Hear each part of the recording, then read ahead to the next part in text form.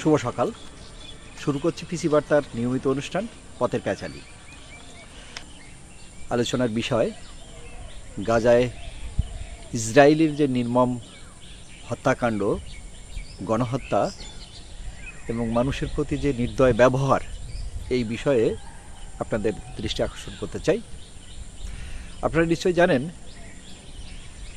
গত 15 মাস ধরে গাজায় নির্বিচারে ইসরায়েলিরা বোমা হামলা করে শিশু, নারী সহ বেসামরিক মানুষদেরকে হত্যা করছেন। এই বোমা হামলায় ইতিমধ্যে প্রায় 54,000 মানুষ নিহত হয়েছে। ছোট্ট একটা দেশ, মাত্র 2 লাখ লোক বসবাস করে। সেই 2 লাখ মানুষের মধ্যে যদি 54,000 মানুষকে বোমা মেরে ফেলা হয়, তাহলে এই হত্যাকাণ্ড কতটা নির্মম সেটা আমাদের অনুভব করতে ব্যাখ্যা লাগে না।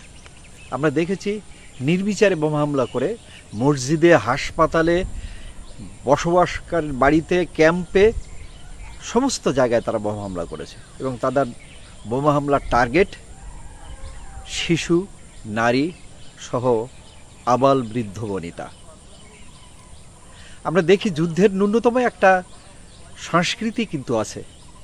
সেখানে সেনা ছাউনিতে বা সেনাদের ক্যাম্প বা ব্যারাক কিংবা যুদ্ধক্ষেত্রেই বোমা হামলা করা হয়। কখনো সাধারণ মানুষ হত্যা করবার জন্য বোমা হামলা করা হয় না। কিন্তু আমরা গাজায় দেখছি এই বিষয়টি একদম সম্পূর্ণ ভিন্ন এবং এ থেকে মানুষ অনুমান করতে পারে এটাই একটি গণহত্যা। ইসরায়েলিদের এই হত্যাকাণ্ড কোনোভাবেই বিশ্ববাসী মানতে পারছে না। এটাকে বিশ্ববাসী বলছে একটি গণহত্যা। ফিলিস্তিনি নাগরিকদেরকে তাদের ভূখণ্ড থেকে শুধু উৎখাত এই বোমা হামলার মূল টার্গেট নয়, মূল টার্গেট হিসেবে ফিলিস্তিনিকে জাতি হিসাবে পৃথিবীর মাটি থেকে মুছে দেয়াই হচ্ছে ইসরায়েলিদের একমাত্র লক্ষ্য এবং সেই লক্ষ্য বাস্তবায়ন করবার জন্যে তারা এই নির্বিচার বোমা হামলা করছে। এই বোমা হামলার লক্ষ্যবস্তু আমরা বরাবর কিন্তু দেখেছি শিশু, নারী সহ সাধারণ মানুষ। সাধারণ মানুষকে কেন হত্যা করা হচ্ছে এর ব্যাখ্যা কিন্তু এখনো পর্যন্ত ইসরায়েলি দেয়নি, কিন্তু আমরা বুঝতে পারি এটা একটি গণহত্যা। জাতি হিসাবে ফিলিস্তিনিকে পৃথিবীর মাটি থেকে মুছে দেওয়াই হচ্ছে ইসরায়েলিদের একমাত্র লক্ষ্য এবং তাদের মদত দিচ্ছে মার্কিন যুক্তরাষ্ট্র। সম্প্রতি আপনারা জানেন এই অসহায় ফিলিস্তিনিদের যে আন্তর্জাতিক সাহায্য, খাদ্য সাহায্য, সেটা বন্ধ করে দেওয়া হয়েছে।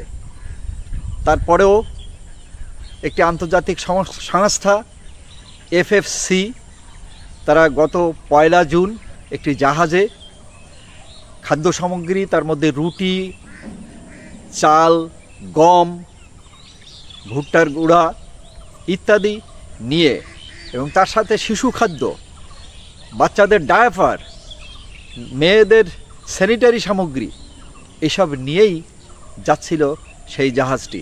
সেই জাহাজে আর কি ছিল?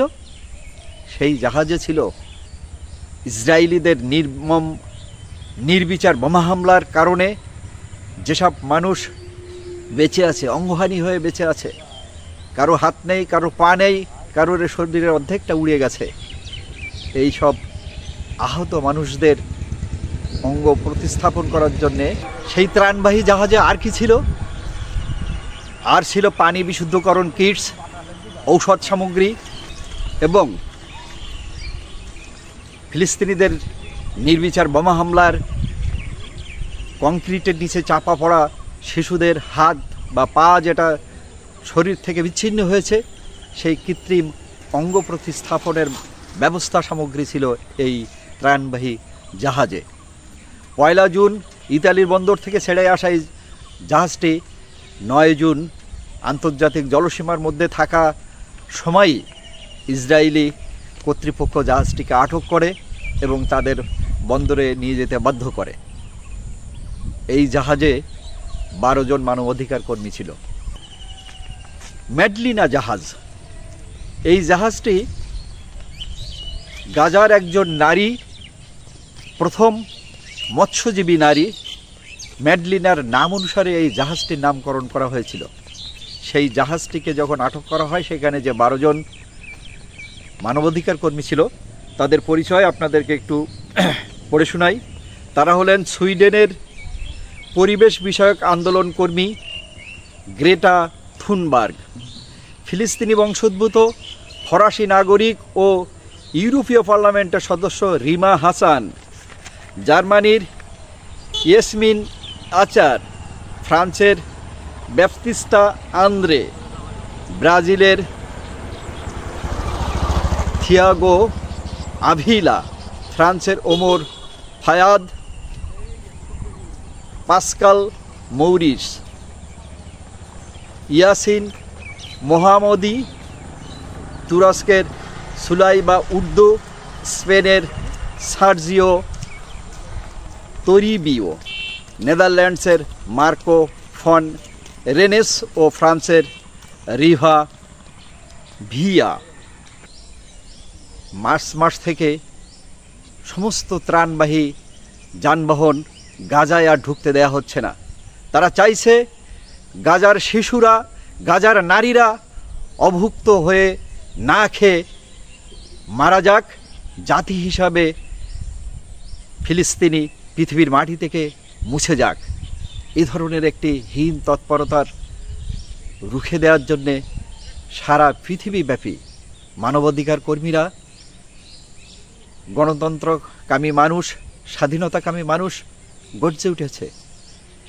আরও প্রবলভাবে ইসরায়েলের বিরুদ্ধে সংঘবদ্ধ হওয়া দরকার, গাজার মানুষদের পাশে দাঁড়ানো দরকার।